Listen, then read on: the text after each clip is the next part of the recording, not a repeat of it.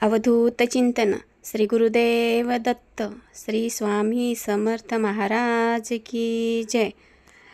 तर खूप जणांकडनं असं ऐकलं होतं की पारायण काळामध्ये दत्त महाराज ही स्वामी भक्तांची आपल्या भक्तांची परीक्षा घेतात आणि कोणत्या ना कोणत्या रूपामध्ये त्यांना दर्शनही देतात।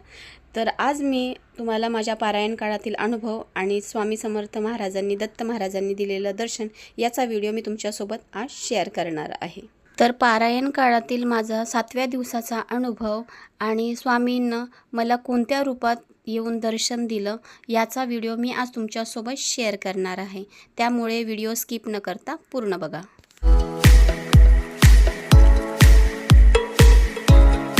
हाय हॅलो, श्री स्वामी समर्थ सर्वांना। मी अर्चना तुम्हा सर्वांचं स्वागत करत आहे आपल्या चॅनलमध्ये, म्हणजेच अर्चना लिमसे या चॅनलमध्ये।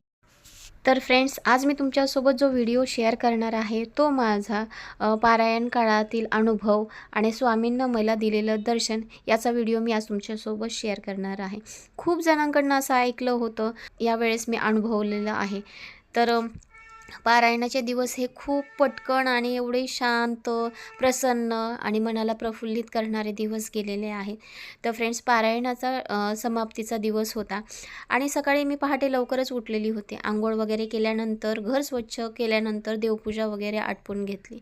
घरच्या मंदिरातली स्वामींची पूजा मी करून घेतली आणि त्या दिवशी अन्नपूर्णा जयंती असल्यामुळे माझ्या शेगडीची देखील पूजा केलेली आहे, माझ्या देवांची पूजा केलेली आहे। घरातून बाहेर निघताना मला आधी देवपूजा केल्याशिवाय घरातनं बाहेर निघूच वाटत नाही, त्यामुळे मी सर्वप्रथम पारायणाला येण्याच्या आधी मी घरच्या देवांची पूजा केलेली आहे। तुम्ही बघू शकता किती छान असं प्रसन्न वाटत आहे सकाळ सकाळी देवपूजा केल्यावर। आणि इथे मी सांगितल्याप्रमाणे माझ्या शेगडीची देखील मी पूजा केलेली आहे। दार स्वच्छ झाडून पुसून काढलेलं आहे आणि त्यानंतर रांगोळी देखील काढलेली आहे। रांगोळी ही दत्त जयंती विशेष अशी रांगोळी काढलेली आहे। तशी माझी रोजचीच रांगोळी असते, पण छोटीशी रांगोळी असते, आज जरा मोठी रांगोळी काढलेली आहे। त्यानंतर पारायणासाठी निघालेली असताना वाटेमध्ये झालेलं आहे सूर्यनारायणाचं दर्शन, त्यामुळे दिवस असा खूप छान असा गेलेला आहे। पारायणासाठी आलेला असताना पारायणाचा समाप्तीचा दिवस होता त्या दिवशी। गुरुचरित्राचे पारायण संपल्यानंतर स्वामी चरित्र सारामृत देखील तिथे वाचलेला आहे। त्यावेळेस स्वामी चरित्र सारामृताचं पठण करत असताना त्यावेळेस मला स्वामींनी स्वतः फुलपाखराच्या रूपात येऊन दर्शन दिलेलं आहे।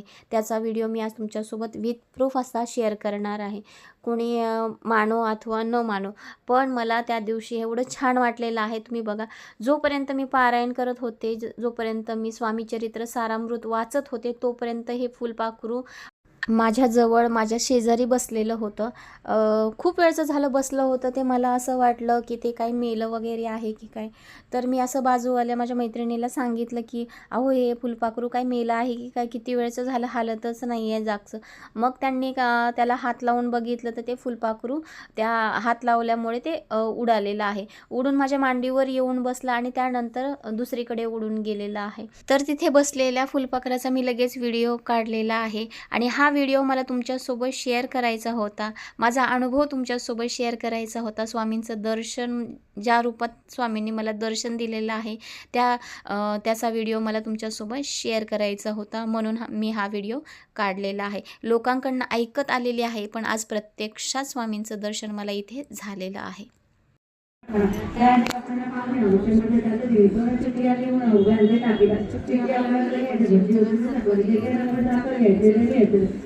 खूप छान असे पारायणाचे दिवस गेलेले आहेत आणि या 7 दिवसांमध्ये स्वामी महाराजांची आमच्याकडनं खूप छान अशी सेवा करण्याची आम्हाला भाग्य लाभलेले आहे। काही मैत्रिणींच्या ओळखी देखील झालेल्या आहेत, गोड भेटी झालेल्या आहेत। पारायणाचे हे दिवस असे पूर्ण होऊच नाही असं वाटत होतं की अजून काही दिवस हे पारायण असेच चालू राहावे।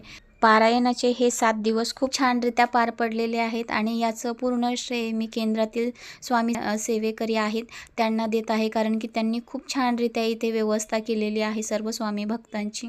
तर सकाळी पारायणाची समाप्ती झाल्यानंतर संध्याकाळी आरती करून झाल्यानंतर जो ग्रंथ आहे आपण पारायण केलेला आहे तो डोक्यावर घ्यायचा असतो आणि स्वामी महाराजांना तो दाखवायचा असतो। जो स्वामी महाराजांना आपण संकल्प केला आहे पारायणाच्या आधी तो संकल्प इथे बोलून दाखवायचा असतो की हे स्वामी महाराजा, माझा जो संकल्प आहे तो तुम्ही पूर्णत्वाला न्या आणि आमच्या इच्छा सर्व पूर्ण करा.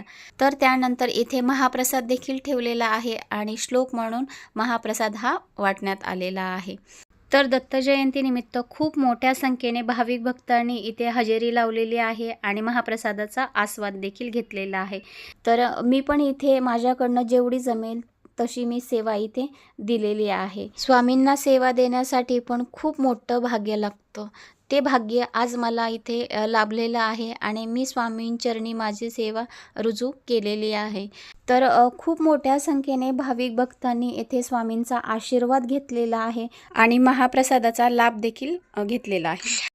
तर फ्रेंड्स, इथे आज मी तुमच्यासोबत दत्त जयंती विशेष भाग दुसरा हा व्हिडिओ शेअर केलेला आहे आणि पारायण काळामध्ये आलेला माझा अनुभव आणि स्वामींना दिलेलं दर्शन याचा व्हिडिओ मी आज तुमच्यासोबत शेअर केलेला आहे.